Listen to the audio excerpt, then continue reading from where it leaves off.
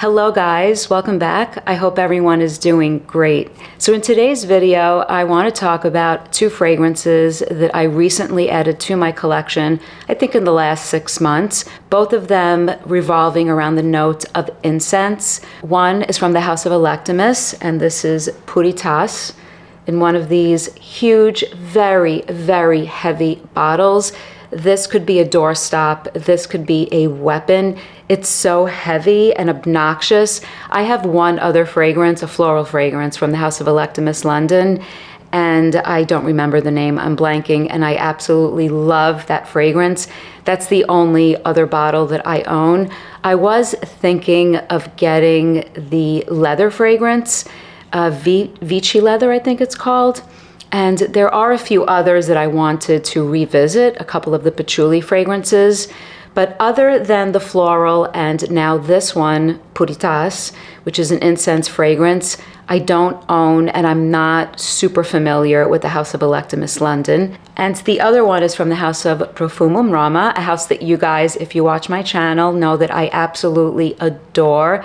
I love Profumum Roma fragrances, and I continue to add fragrances every so often, and the Profumum Roma collection is growing larger. I think they create beautiful fragrances. I really enjoy them. This is Arso.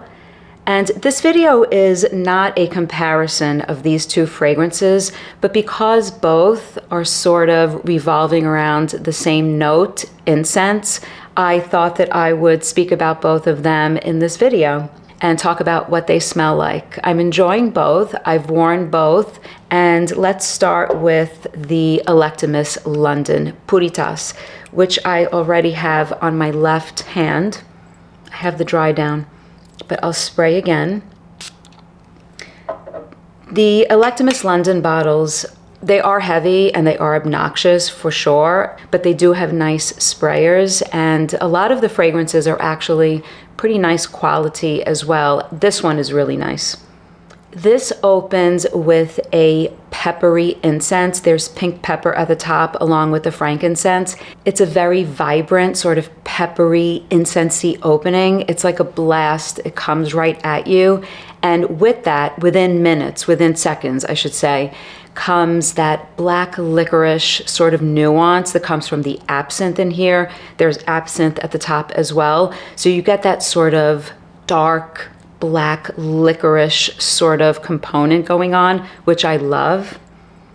And then I get spices. I feel like I'm getting something like cardamom in here, but there's actually saffron. I don't see other spices listed. There are some florals listed, but I have to really, really try hard to pick up on anything floral. It's something so subdued, so in the background. This is all about a peppery, incensey opening with spices. It feels aromatic. It feels very Middle Eastern. It feels high quality. It feels complex. This feels like a complex fragrance, actually. And so that's what I like about this, and I was impressed. This was a blind buy. I did watch a few people speak about this months ago, and maybe I read a couple of reviews, I don't even recall, but I was drawn to the idea of the frankincense and the absinthe, and I like the black licorice in fragrance. Yeah, like I said, I get the sort of aromatic component. I guess it's coming from the saffron in here. And then as it starts to warm up on skin, I feel like it gets a little bit sweeter. I think there's tonka bean, there's vanilla in here. So it's not an overwhelming amount of sweetness. It's nothing sugary, but it is sweeter than Arso, for sure. And as that resinous sort of aspect comes through, it's also woody, so it has incense and aromatic spices, and you get something woody, and you have green touches. Like I said, it's complex, and you have that black licorice, but I feel like that's more in the opening of the fragrance. I don't get it as much when it dries down. When it dries down, I feel like it gets resinous, woody, and a little bit sweeter. And that sort of frankincense, peppery blast that you get in the opening, is definitely not as prominent as the fragrance dries down. So yes, it's an incense fragrance all the way into the dry down for sure, but in the dry down it gets a little bit smoother, it gets a little bit sweeter, it gets a little bit warmer, resinous, a little bit green. I feel like this one, in comparison to Arso, is definitely a little bit more complex, and I think Arso is absolutely beautiful. A lot of people like Arso. This one does have more going on. If you like the idea of incense, not incense that's paired with vanilla, that's been done. Incense that's paired with honey, that's been done. I think Oman Luxury's incense fragrance has a lot of honey, and I found that one to be too sweet. Although I'm always on the fence about maybe trying that one out again. This one is definitely a more woody, sort of Middle Eastern style, aromatic, smooth, high quality fragrance. It does have some sweetness, but it's not too much. It's all about the incense. It's a little bit smoky. Definitely a little bit smoky, but as it's warming up on skin, I'm getting that warm sweetness. I'm getting the woods. So it's really nice. Puritas by Electimuss. And then Arso by Profumum Roma is quite different. I'll talk about the differences. So this one is a piney, smoky, incensey fragrance. In the opening, it is unapologetic.